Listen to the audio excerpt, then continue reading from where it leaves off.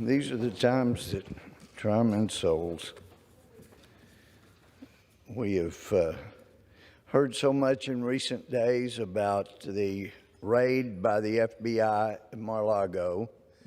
I've continued to hear from FBI agents, former FBI agents. Republicans on the Judiciary Committee have, as my friend Jim Jordan has pointed out, I think 14 complaints from people within the FBI about very serious problems.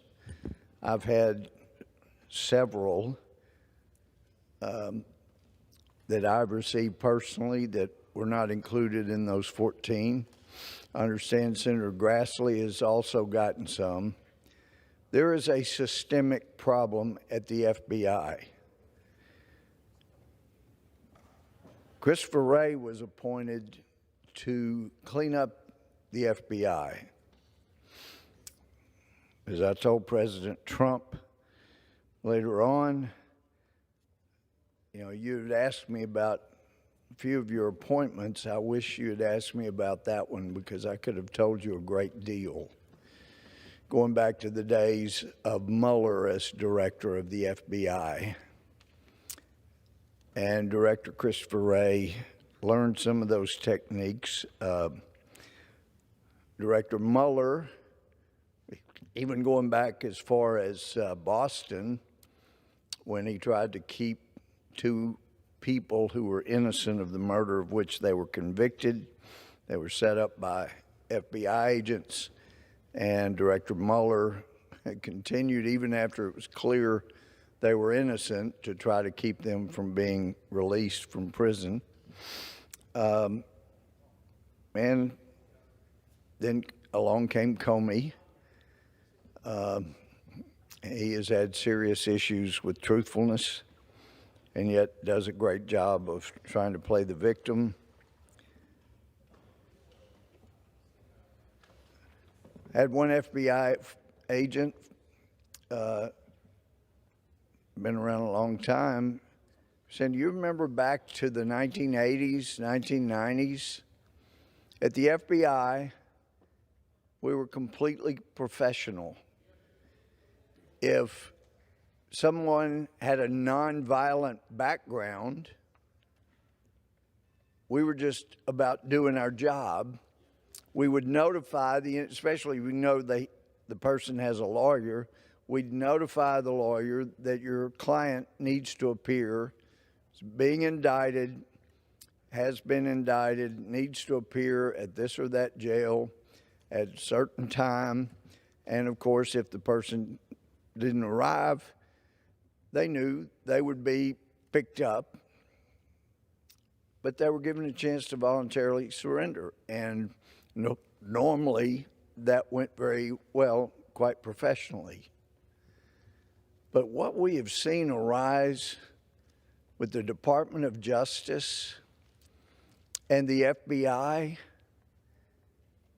is absolutely disgusting. I mean, I was a law and order felony judge. I've sentenced people for felonies, everything from, probation to the death penalty. I know what it is to wrestle over the issue, pre-sentence reports, evidence at sentencing, what appropriate sentence are. And we expected local, state, and federal law enforcement that came before me to be professional, and they better not lie, or there would be consequences, and were. But this FBI, this DOJ, is so far out of control, and Christopher Wray took his appointment as director at a time we needed the FBI cleaned up as a directive to sweep everything he could under the rug. FBI agents have told me from different places in the country that I've talked to You know, what Director Christopher Wray keeps telling us constantly is nothing about being honest. Be truthful about everything you say and do. But his big line, they tell me, is protect the FBI brand. And they make clear, they say, he makes clear, and they follow up by their actions making it clear, that if there's somebody in the FBI doing something wrong, you better not report it to anyone but your supervisor. And then, I'm not going to get into some of these because I haven't had an opportunity to properly go through them to exclude identifying information. But those that complain to their supervisors that I've seen the complaints, they're retaliated against. So it becomes very clear to honest, honorable law enforcement people working at the FBI, at least many of them, that when Christopher Wray says protect the FBI brand, he means don't you dare report anybody anywhere except your supervisor, and that way we can get rid of you. We can make your life miserable. We can get you out of the FBI. So it's only people who won't complain about lies, dishonesty, corruption, because the message seems pretty clear. We want people that will help us convict the people we want convicted, whether they're guilty or not.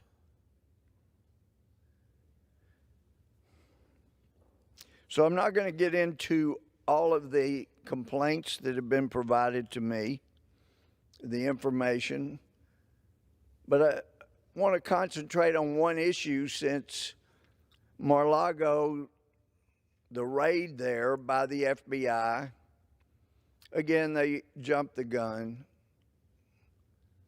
Never, ever before has a former president had the residence raided.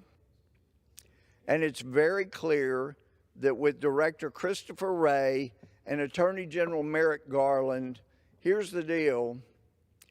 If it's a supporter of President Trump, let's go after them, make their lives a living hell. Let's send the message out far and wide. You better back off supporting that guy, that former president, Donald Trump, or we'll come after you. We will come after your friends. And instead of doing what was done with people working with Secretary of State Hillary Clinton, who were given immunity agreements that would even include stuff like, we just want to see your laptop.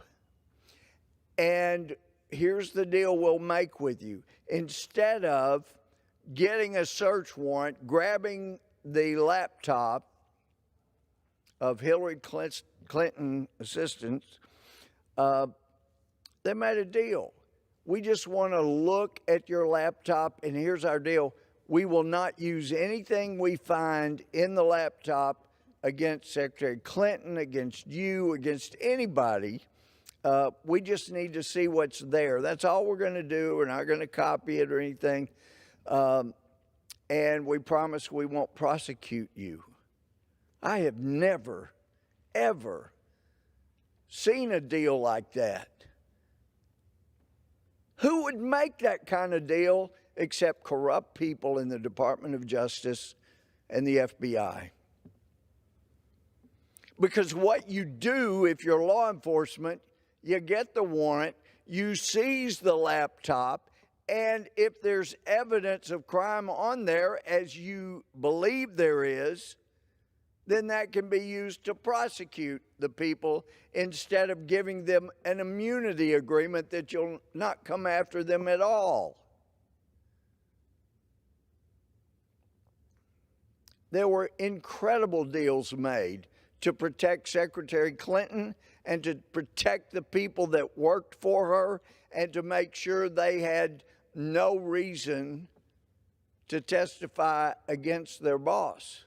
Because see, typically, law enforcement all over the country, all over the world knows if you're going to make a case against somebody at the top, whether it's the mob, whether it's a State Department, wherever, you make a case against people below and you say, okay, here's 20 violations, you're looking at 5 years, you're looking at 100 years, but we'll make a deal. We'll only pursue this charge that carries 2-year sentence if you will help us on the people above you, and you work your way up the food chain. That's the way great prosecutions have occurred against mob organizations, and it works the same way with any organization, except that the DOJ and the FBI chose to treat conservatives, chose to treat all of Donald Trump's friends, people that might have information against him.